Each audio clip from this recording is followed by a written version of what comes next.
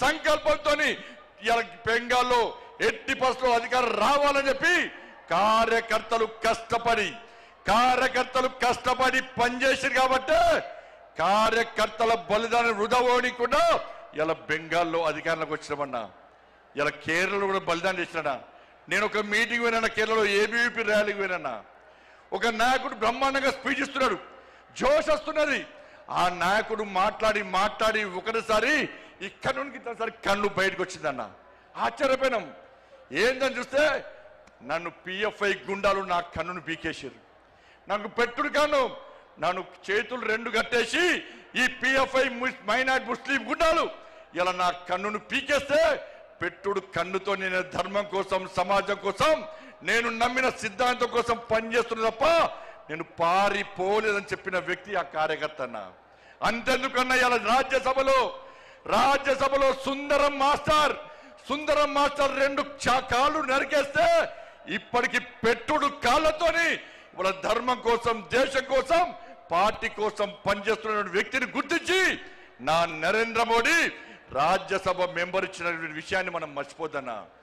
అదే తెలంగాణ రాష్ట్రంలో అనేక మంది కార్యకర్తలు ఓడగొట్టుకున్నామన్నా. ఎదురుస్తున్నా వాళ్ళ ఆత్మలన్నీ పైనుంచి మేము బలిదానం అయిపోయినాం. మీకు బలిదానం చేసే అదృష్ట అవకాశం మీకు లేదు. మా కోసం పనిచేయండి, మా లక్ష్యాన్ని నెరవేర్చండి, మా బలిదానాన్ని గుర్తించండి, తెలంగాణ రాష్ట్రంలో భారతీయ జనతా పార్టీని అధికారంలోకి తీసుకురండి అని చెప్పి ఆ పైన ఉన్నటువంటి అమర వీరులు మనకు కోరుతున్నా. ఒక్కసారి గుర్తుంచుకోండి. చిన్న అభిప్రాయ భేదాలు ఉంటాయన్న, వాటిని పక్కకు పెట్టాలి. మన ఒక ఫ్యామిలీ, ఒక కుటుంబం, ఇంత పెద్ద మా సైన్యం ఉంది, ఇంత పెద్ద మా కుటుంబం ఉందని భావించే ఈ వేదిక మీద నాయకులం అందరం కూడా కలిసి కట్టుగా ఈ తెలంగాణ రాష్ట్రంలో మోడీ రాజ్యం కోసం, రామ రాజ్యం కోసం ఇలా పరితపించి 24 గంటలు కష్టపడి పనిచేస్తున్నామన్నా. ఒక్కసారి ఆలోచించండి. ఈ తెలంగాణ రాష్ట్రంలో నిధులు ఇచ్చేది మనం, ఇలా అభివృద్ధి చేస్తున్నది మనం. ఇవాళ రైతులు రోడ్ల మీద చూస్తే కొనుగోలు ఇప్పటికీ ప్రారంభించకపోవడం వలన ఇప్పటికే కొనుగోలు పూర్తి కావాలి.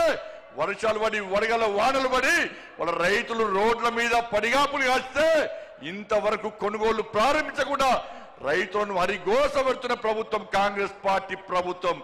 ఇలా పైసలు ఇచ్చింది మనం, కొనుగోలుకు డబ్బులు ఖర్చు పెట్టేది మనం, నిధులు ఇచ్చేది మనం, మధ్యవర్తితో వహించి కొనుగోలు ప్రారంభించకుండా రైతులను నడ్డి విరుస్తున్న ప్రభుత్వం ఇలా కాంగ్రెస్ పార్టీ ప్రభుత్వం. ఉద్యోగులకు డిఏ లేవు, పిఆర్సీ అమలు లేదు, నిరుద్యోగులకు ఉద్యోగం లేదు, నిరుద్యోగ వృత్తి లేదు, విద్యార్థులకు భరోసా కాలేదు, 2500 మహిళలకు లేవు, 4000 రూపాయల ఆసరా పెన్షన్ లేదు, అందరికీ రైతు భరోసా లేదు, అందరికీ రైతు బోనస్ లేదు. వాళ్ళు ఏమీ లేకుండా ఇలా 6 గ్యారెంటీలు పక్క పెట్టి కేవలం ఢిల్లీకి పైసలు పంపడే లక్ష్యంగా ఇలా రేవంత్ రెడ్డి ప్రభుత్వం పనిచేస్తున్న విషయాన్ని ఒక్కసారి గుర్తు చేసుకోవాల్సిన అవసరం ఉంది. ఇలా ఇచ్చేది మనమన్నా. ఒక్కసారి నాతో పాటు చెప్పండి అన్న. ప్రధానమంత్రి గరీబ్ కళ్యాణ్ అన్న యోజనకు బియ్యానికి పైసలు ఇచ్చేది ఎవరన్నా? ఇవాళ బియ్యానికి పైసలు ఇచ్చేది నరేంద్ర మోడీ ప్రభుత్వం అన్నా. స్వచ్ఛ భారత్ మిషన్ పైసలు ఇచ్చేది ఎవరన్నా? జాతీయ రహదారులో పైసలు ఇచ్చేది ఎవరన్నా? రైల్వే నిధులు ఇచ్చేది ఎవరన్నా?